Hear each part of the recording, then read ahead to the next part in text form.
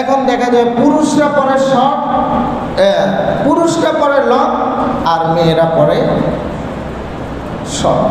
আল্লাহ তাআলা হেফাজত করুন। আরো কিছু কিছু শয়তান মানুষ আছে, এরা কি করে, বউয়ের ছবিটারে খুব সুন্দর করে সাজায় টাজায় ফেসবুকে আপলোড দেয়। এটা কি পর্দার হেফাজত?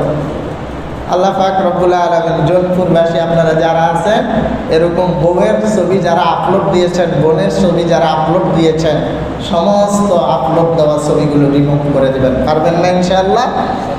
এই সব করবেন না। আচ্ছা বলেন তো, ফেসবুকটা কি পাবলিক সাইট নাকি পার্সোনাল সাইট? বলেন, আপনার ওয়াইফটা কি পার্সোনাল নাকি পাবলিক? আপনার নিজের ব্যক্তিগতভাবে বললেন, তো আপনি পার্সোনাল জিনিসটাকে পাবলিক সাইটে তুলে ধরেন কেন?